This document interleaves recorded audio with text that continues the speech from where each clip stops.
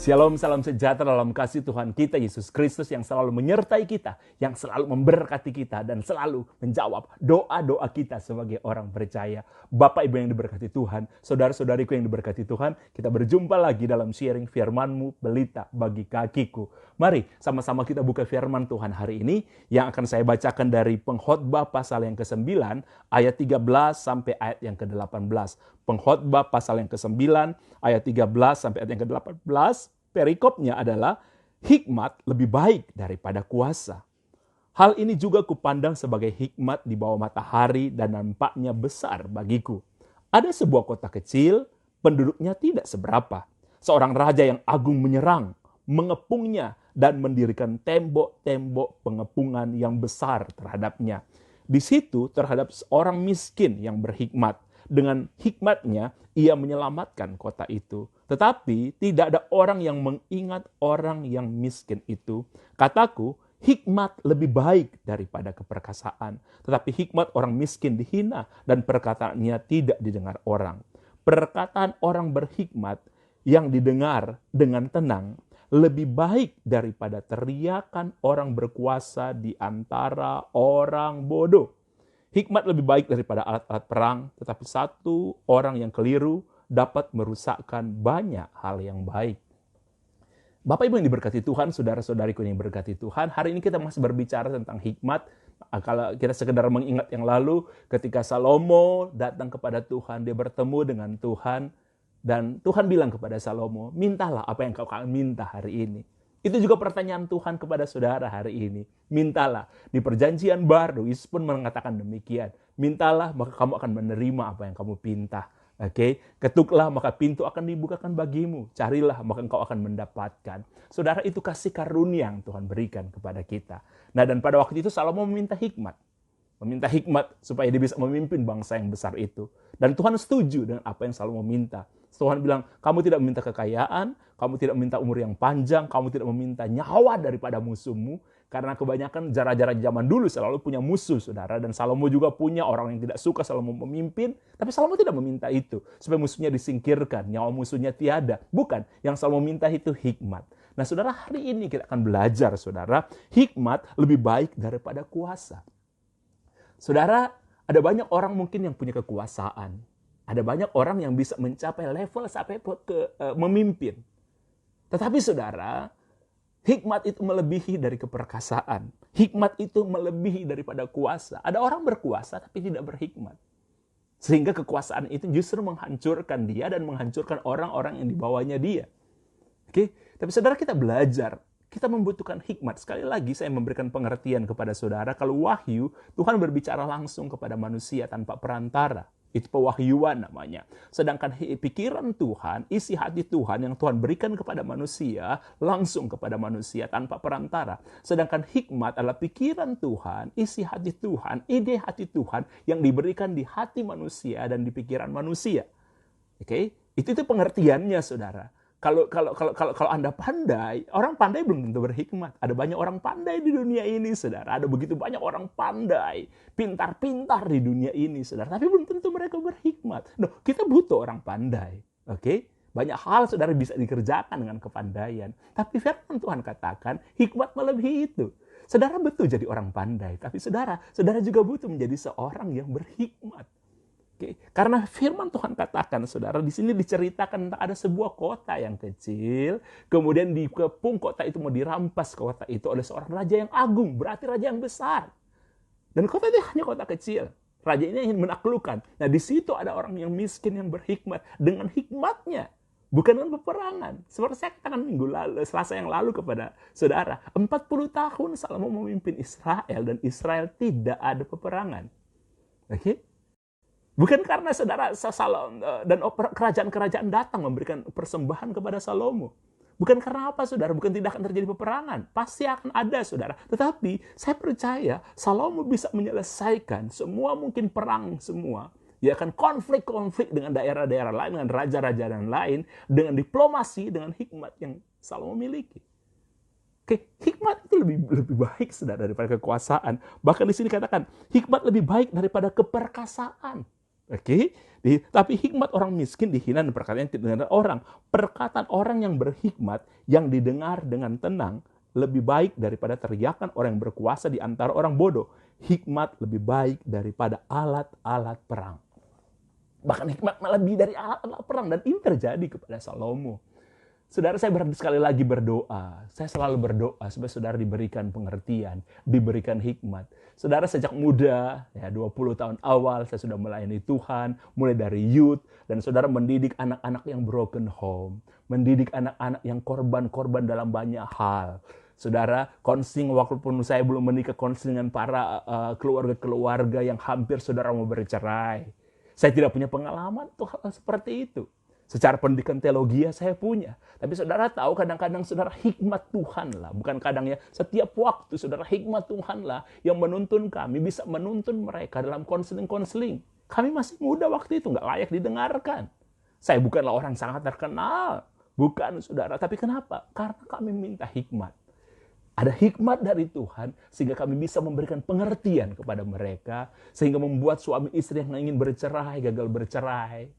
Oke, anak-anak yang hampir mau bunuh diri, anak-anak yang sudah putus asa, yang tidak punya jalan, jalannya udah nggak benar.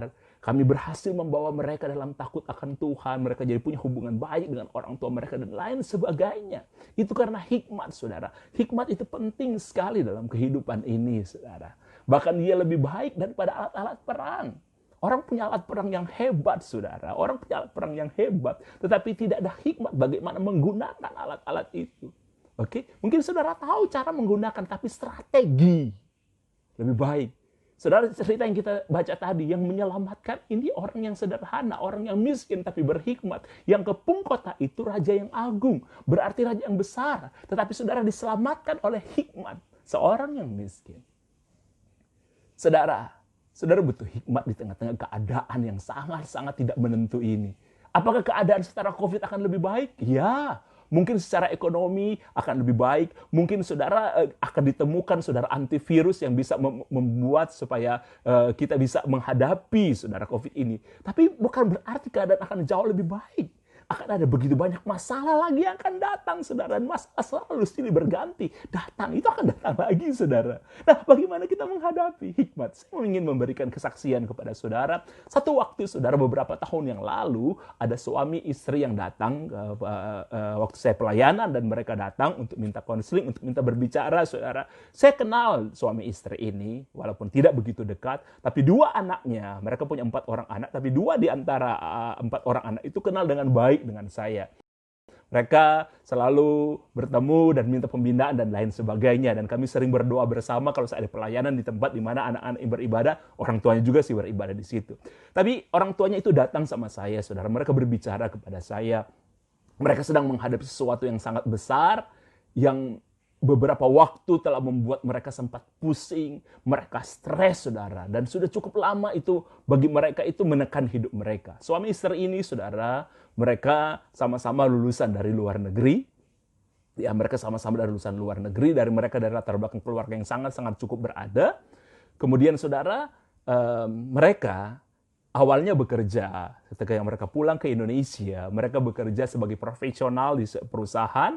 Kemudian, saudara, ketika akhirnya mama meninggal, kemudian papa mereka meninggal, usaha yang dimiliki, salah satu usaha yang dimiliki oleh orang tuanya men-setting usaha ini, saudara, untuk anaknya ini. Nah, anaknya ini, saudara, ya suami dari istrinya ini, saudara, itu anaknya. Anak yang paling kecil di keluarga itu. Dia diwarisi itu. Ya, di perusahaan itu pegawainya ada 100-an lah, saudara. Mereka cerita sama saya. Tapi saudara, ketika perusahaan itu diberikan kepada mereka, sebenarnya ada masalah yang cukup besar. Ada hutang yang cukup besar dan ada masalah-masalah yang lain. Awalnya memang perusahaan itu dipegang sama kakak mereka. Kemudian saudara, karena memang akan diwariskan, karena itu usaha pertama orang tua mereka, akhirnya diwariskan kepada anak ini. Dan mereka keluar suami istri dari pekerjaan dan mereka mengelola perusahaan itu, dan itu pusing mereka. Sebenarnya saudara, yang membuat akhirnya mereka ada hutang yang sangat besar dan ada masalah-masalah yang lain yang jauh lebih besar. Hutang itu bisa diselesaikan saudara. Tetapi ada masalah yang jauh lebih besar lagi yang mereka ceritakan kepada saya. Saya tidak bisa membeberkan semua di sini saudara. Mereka ceritakan kepada saya masalah yang sangat besar yang juga mereka hadapi. Karena begini saudara, kalau sebuah perusahaan diwariskan kepada seseorang atau saudara bekerja di sebuah perusahaan yang besar, saudara menggantikan kedudukan seseorang, biasanya sudah ada sistem yang ada saudara. Sudah ada cara kerja yang ada. Nah, mereka harus menghadapi itu. Sesuatu yang sudah diwariskan selama bertahun-tahun dan sistem itu sudah jalan. Yang sulit mereka perbaiki itu. Ada orang-orang di sana, ada sistem yang udah jalan, saudara. Dan kalau mereka merubah, saudara, itu ada satu pertentangan yang sangat besar dan itu bisa mencelakakan mereka. Mungkin saudara pun pernah menghadapi hal seperti itu ketika saudara dapat warisan untuk mendirikan di satu usaha, di pekerjaan, atau saudara masuk di sebuah perusahaan dan saudara menduduki sebuah kedudukan yang cukup penting yang pernah diduduki oleh orang lain. Itu nggak mudah merubah itu.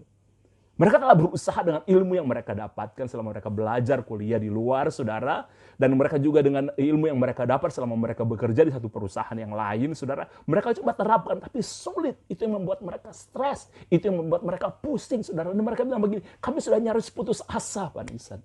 Tapi kami merasa bertanggung jawab karena ini perusahaan, itu usaha keluarga yang diwariskan kepada kami. Apa yang harus kami lakukan?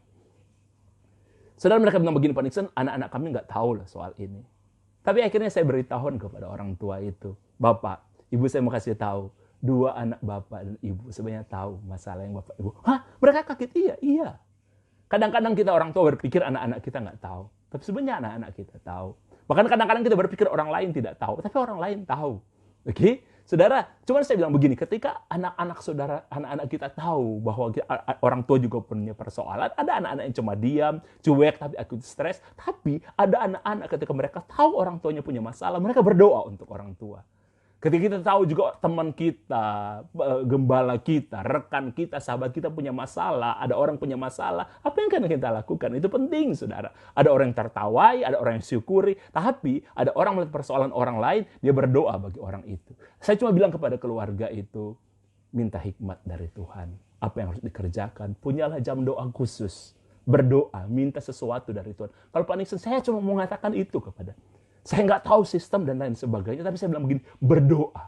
Pakai pikiran Anda, pakai lutut Anda.